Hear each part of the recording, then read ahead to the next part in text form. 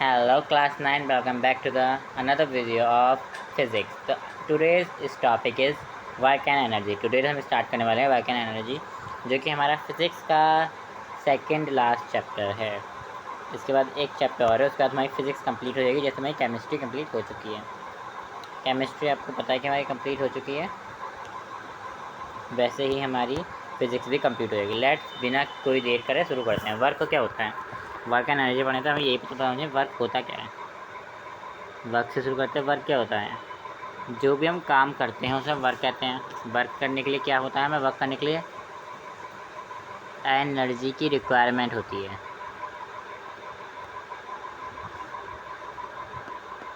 Energy required होती है, मैंने एनर्जी, ठीक है। वर्क करने के लिए एनर्जी रिक्वायर्ड होती है, और एनर्जी कहाँ से आती है, हमारे अंदर एनर्जी आती है फूड से। दैट मीन्स हम कुछ काम कर पाते हैं तो पहले हमें फूड खाना होगा। फूड खाएंगे, खाना खाएंगे तो हमारे अंदर एनर्जी बनेगी, एनर्जी बनेगी तो हम कोई वर्क कर पाएंगे, ठीक है। Go to the next slide. तो अब हम पढ़ेंगे कि what is work and what is work की यूनिट क्या होती है, वर्क क्या होता है, ठीक है। चलिए स्टार्ट करते हैं डेफिनेशन ऑफ वर्क। और हम जानते हैं वर्क होता क्या है, मतलब कि, है ना।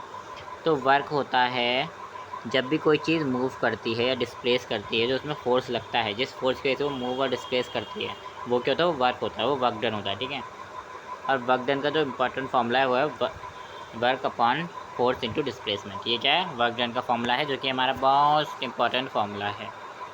फॉर्मूलों को हम रेड से हम करेंगे, लिख लो ज़रा, ये बहुत काम आएगा रेड से, ठीक है। फॉर्मूला है, इसकी ऐसा यूनिट क्या है वो हम बाद में पढ़ेंगे। तो ये समझ लो कि हाँ, जो हमारा वर्क होता है वो स्केलर क्वांटिटी होती है। वर्क क्या होती है, स्केलर क्वांटिटी होती है, ठीक है।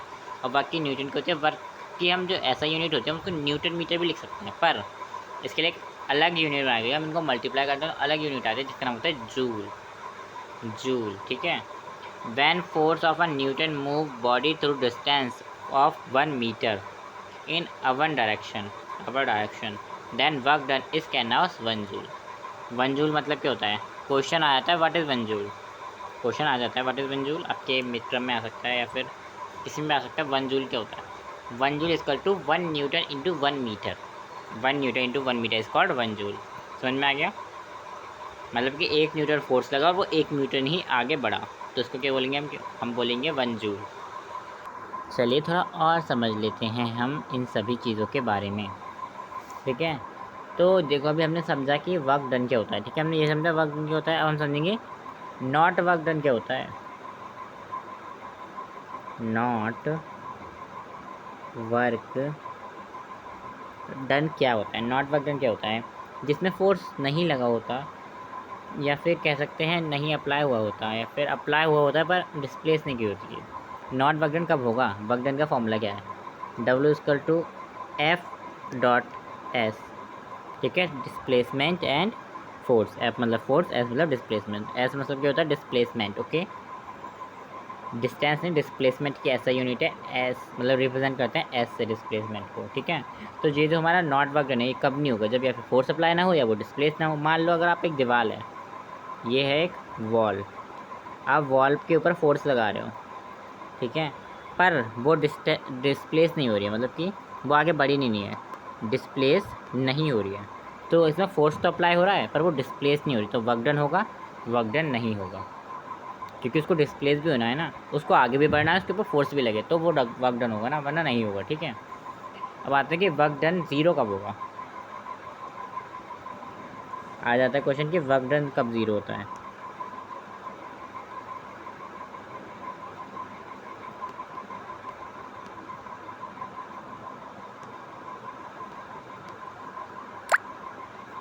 ठीक है, लो 100% का डाटा भी आएगा। वर्क डन कब ज़ीरो होता है ये समझते हैं। देखो, सबसे पहले जो हम फोर्स अप्लाई करते हैं और डिस्प्लेसमेंट ज़ीरो होता है। पहले तो ये हो गई कि हम फोर्स तो अप्लाई कर रहे हैं, फोर्स क्या कर रहे हैं, हम फोर्स अप्लाई कर रहे हैं पर डिस्प्लेसमेंट नहीं हो रहा, जो कि हमने वॉल वाले इंसिडेंट में था। वॉल पे हम फोर्स तो लगा रहे थे पर वो डिस्प्लेस नहीं करता था, force apply but not displace, ठीक है। एंड सेकेंड थिंग क्या, अगर एंगल 90 डिग्री का होगा, हम सब जानते हैं कि हम एक टाइप से वर्क डन को ये बोलते हैं थीटा बोलते हैं, थीटा, ठीक है। अगर एंगल 90 डिग्री होगा तो वर्क डन क्या होगा, 0 होगा। ये क्यों होगा अभी आप आगे समझते हैं, ठीक है ठीक है ठीक है। और अगर वर्क डन सर्कुलर मोशन में हो रहा होगा तब वो 0 होगा। वर्क डन अगर सर्कुलर मोशन में हो रहा होगा तो वो क्या होगा, वो 0 होगा, ठीक है। अब समझ लेते हैं हम डिग्री, मतलब कि अब हम समझ लेते हैं कि कब कहेंगे कि हाँ भाई वर्क डन हो गया है, कब कहेंगे कि हाँ सेड वर्क डन हो गया है ना। पहले थिंग, जब कोई चीज़ मूव करेगी, मूविंग ऑफ ऑब्जेक्ट, जब ऑब्जेक्ट हिलेगा डुलेगा तो ये तो कहेंगे कि हाँ उसने कुछ काम करा है, ठीक है। सेकेंड थिंग इज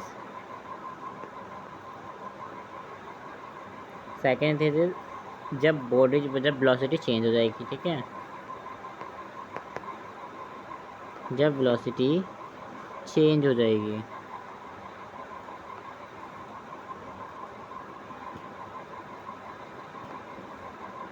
जब शेप चेंज हो जाएगी, ठीक है। ये कंडीशन है, कुछ कंडीशन क्या है कि वर्क डन हो, कंडीशन क्या है वर्क डन की।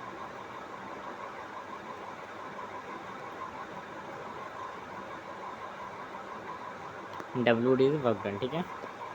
पहली कंडीशन है कि फोर्स अप्लाई हो, should apply on a body, किसी के ऊपर, ठीक है। Sit body should moving, should displace, body क्या होनी चाहिए, डिस्प्लेस होनी चाहिए, ये कंडीशन है, ठीक है ठीक है। अब समझ लेते हैं negative, positive and zero work done को, ठीक है। थीटा क्या होता है, थीटा होता है हमारा एक एंगल, ठीक है। थीटा क्या होता है, थीटा एंगल होता है, हम ट्रिग्नोमेट्री में पढ़ेंगे क्लास 10th में, ठीक है, अच्छे से पढ़ेंगे और अच्छे से, ठीक है। चलो तो हम समझते हैं कि व्हाट इज़ वर्क डन, मतलब वर्क डन पॉजिटिव कब होता है, जब थीटा 0 होता है तब वर्क डन पॉजिटिव होता है, ठीक है। कैसे होता है, मतलब कि मान लो, मान लेते हैं, रुको ज़रा, ये देखो, जिधर साइड फोर्स लग रहा है, ठीक है, जिस साइड फोर्स लग रहा है और उस साइड ही डिस्प्लेसमेंट हो रहा है, तो हम क्या कहेंगे, हम कहेंगे कि हाँ भाई वर्क डन हो रहा है। मान लो इधर, दूसरे कलर से दिखाते हैं आपको, इधर ही फोर्स लग रहा है और इधर ही वो डिस्प्लेस हो रहा है, ठीक है। फोर्स भी इधर लग रहा है, डिस्प्लेस भी इधर हो रहा है, ठीक है, वो इधर खींच रही है, फोर्स भी लग रहा है, डिस्प्लेस भी हो रहा है, वो एक ही जगह जा रहा है, तो ये क्या होगा, ये होगा पॉजिटिव वर्क डन, ये क्या होगा, पॉजिटिव वर्क डन होगा, ठीक है, समझ में आ गया। मान लो किसने ये दूरी तय करी 10 सेंटीमीटर, फोर्स लगा 10 न्यूटन का, तो W equal to 10 into 10 is क्या आएगा, 10 इंटू 10 100 आएगा, तो वर्क डन क्या हुआ, 100 हुआ। वर्क डन निकालना भी आ गया, सिखा दिया 2 मिनट में, बहुत ईजी है, ठीक है। इतना समझ में आ गया। पॉजिटिव वर्क डन कब होगा, जब उधर ही फोर्स लगेगा और उधर ही डिस्प्लेस होगा, इसको हम क्या कहते हैं, ठीक है। तो अब आ जाते हैं हम नेगेटिव वर्क डन पर। नेगेटिव वर्क डन कब होगा, जब मोशन इधर हो रहा है, फोर्स इधर लग रहा है, जो बीच में 90 डिग्री 180 डिग्री का एंगल बन रहा है, बीच में जब 180 का डिग्री एंगल बनेगा तो वो क्या होगा, वो होगा नेगेटिव वर्क डन, ठीक है ठीक है, समझ में आ गया। सिंपल सिंपल सी चीज़ें, बहुत ज़्यादा मुश्किल चीज़ें नहीं हैं। अब आते हैं कि ज़ीरो वर्क डन कब होगा, जब भी 90 डिग्री का एंगल बनेगा तब होगा ज़ीरो वर्क डन। मान लो कोई कूली है, या फिर ये, या फिर मान लो राइट एंगल ट्रायंगल बनेगा इस टाइप से, ठीक है। अब मान लो कोई, मतलब तुम अगर मान लो तुम्हारे सर पे ये सीढ़ी है, तुम यहाँ से यहाँ चढ़े हो, यहाँ से यहाँ, यहाँ से यहाँ, और तुम्हारे सर पे कुछ रखा है, तुम ऊपर भी फोर्स लगा रहे हो, इधर भी चलने पे भी फोर्स लगा है, तो बीच में 90 डिग्री का एंगल बन रहा है, दैट मीन्स ये क्या होगा, ज़ीरो वर्क डन। जब भी 90 डिग्री का एंगल होता है तो हम क्या कहते हैं, ज़ीरो वर्क डन हुआ है, ठीक है। अभी एंगल गा रहे हैं, एंगल हम गा रहे हैं, ठीक है, गा रहे हैं, गान दो में, ठीक है। इन एंगल की वैल्यू भी तो याद होनी चाहिए आपको। मान लो कॉस 90 है, cos 90 क्यों होगा, ज़रूरी है cos ही लगेगा। मान लो थीटा अगर 90 है,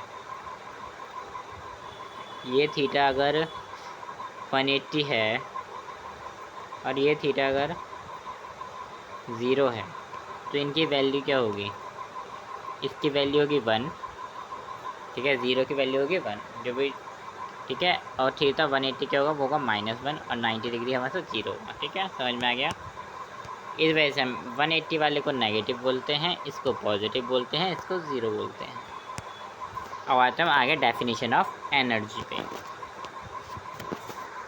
हमारी जो कैपेसिटी है, हम क्या कितनी देर तक कर सकते हैं, हम कितनी देर तक कर सकते हैं वर्क, ठीक है, उसको ये बोलते हैं, उसको हम एनर्जी बोलते हैं, ठीक है।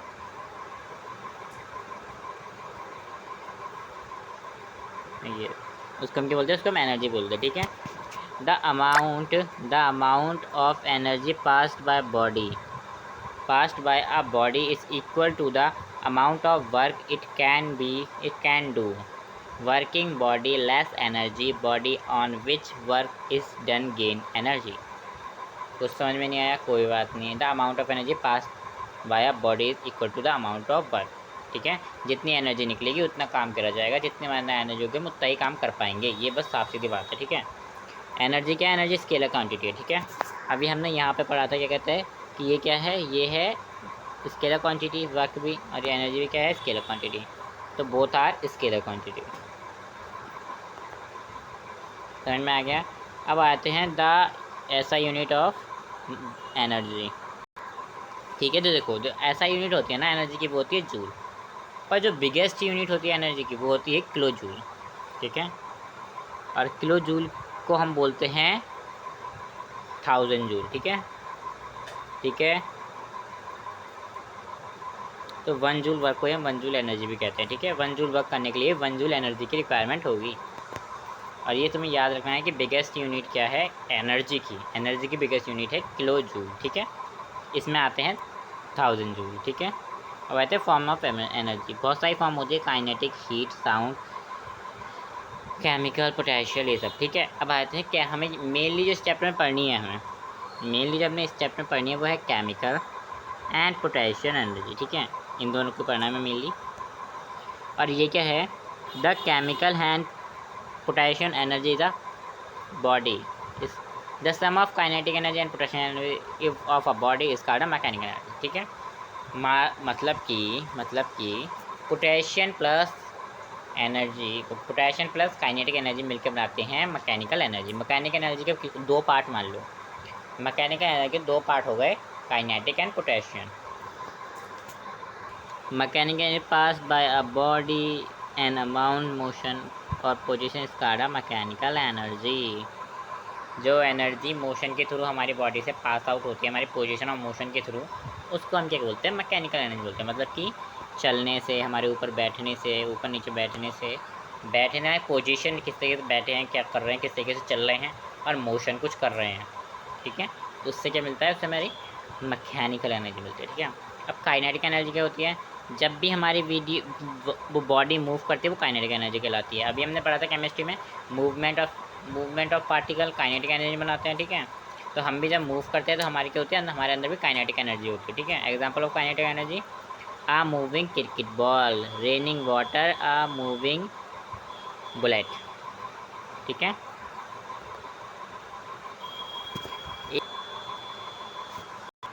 तो हमारी ये क्या कहती है, हमारा लॉ कहता है कि जो हमारी एनर्जी है वो कभी भी कहीं नहीं जाती, वो रिमेन कांस्टेंट ही रहती है, वो एक फॉर्म से दूसरे फॉर्म में कन्वर्ट हो जाती है, एक फॉर्म से दूसरे फॉर्म में कन्वर्ट हो जाती है, एक फॉर्म से दूसरे फॉर्म में कन्वर्ट हो जाती है, पर वो रहती कहाँ पर है, अर्थ पर ही, ठीक है। रहती कहाँ पर है, अर्थ पर ही रहती है, पर वो एक फॉर्म से दूसरी फॉर्म में क्या हो जाती है, कन्वर्ट हो जाती है। इतना समझ में आ गया, ठीक है। और एनर्जी हमेशा सेम रहती है, कभी भी डिस्ट्रॉय नहीं होती, ये याद रखिएगा, इंपॉर्टेंट थ्योरम है, पर ये आएगी नहीं, जहाँ तक मुझे लगता है। ये देखो, हमें ये एक प्यारा सा चुन्नू सा मुन्नू सा दिया गया है, जो कि बहुत बार पूछा जाता है, law of conversation of energy के ऊपर, ठीक है, जब हमने थ्योरम पढ़ी है उसके ऊपर। इसमें क्या है, इसमें हमें दे रखा है ये बॉल जो कि नीचे जा रही है, और हमें बीच बीच में इसका ये काउंट करना है, ये फिर ये फिर ये, मतलब कि रुको ज़रा, ये एनर्जी यहाँ तक जाने में इसको कितना टाइम लगेगा। अब इसके अंदर 20 जूल एनर्जी है, पर हम काइनेटिक एनर्जी निकालेंगे 0 मिलेगी, तो इन दोनों का सम क्या होगा 20 होगा।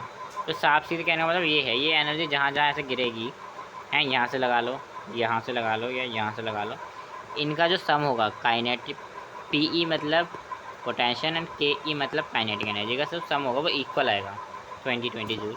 इसमें 20 आ रहा है, किसी में कुछ और गिवन हो तो कुछ और ही भी आ सकता है। ठीक है, आपको आगे निकालेंगे कैसे, हम फॉर्मूले पढ़ेंगे भैया, रुको जाओ, फार्मूले पढ़ेंगे, फार्मूले। तो आए थे पावर के ऊपर, पहले पावर के ऊपर आए थे, फिर इन सबके फॉर्मूले पढ़ लेंगे हैं। चलो पहले फॉर्मूले पढ़ लेते हैं, काइनेटिक पोटेंशियल को ख़त्म ही कर डालते पहले, ठीक है। ठीक है, पर आए थे काइनेटिक एनर्जी के ऊपर, लिख तो दूँ मैं काइनेटिक एनर्जी, जो मैं लिख रहा हूँ आप उसके स्क्रीनशॉट ले सकते हैं, क्योंकि आपको पीडीएफ में नहीं मिलेंगे। पीडीएफ मैंने बहुत शॉर्ट ही बनाई है, जिससे कि आपके लिए वन शॉट रिवीजन हो जाए, ठीक है। आप चाहो तो मेरी ये वीडियो या फिर मैं आपके लिए माइंड मैप लाऊंगा 20 मिनट के रिवीजन के लिए, ठीक है। देखो सबसे पहले हम इसका फॉर्मूला पढ़ते हैं। फॉर्मूला होता है इसका साफ सीधा सिंपल सा फॉर्मूला होता है इसका, के E is equal to 1/2 mv²। समझ में आ गया, के मतलब kinetic energy is equal to mv²।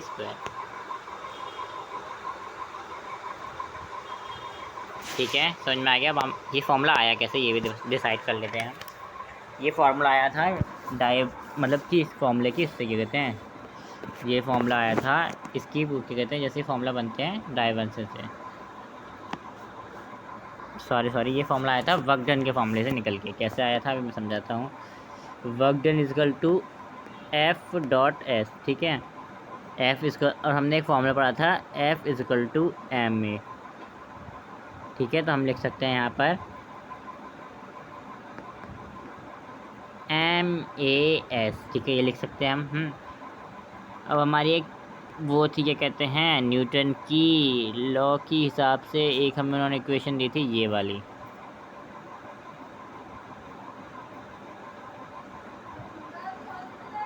ये हमारे मिली थी इक्वेशन मोशन की। इस इक्वेशन से हम क्या बना देंगे, इस इक्वेशन बना देंगे हम m इजकल टू v का स्क्वायर माइनस u का स्क्वायर अपॉन में 2। यहाँ से देखो फिर एक और मोशन की इक्वेशन आती है ये वाली, हम इसको कुछ इस तरीके से पलट देते हैं, हम उसका एम भी ऊपर ले जाते हैं, उसका 2 नीचे ले जाते हैं और as कर देते हैं, ठीक है।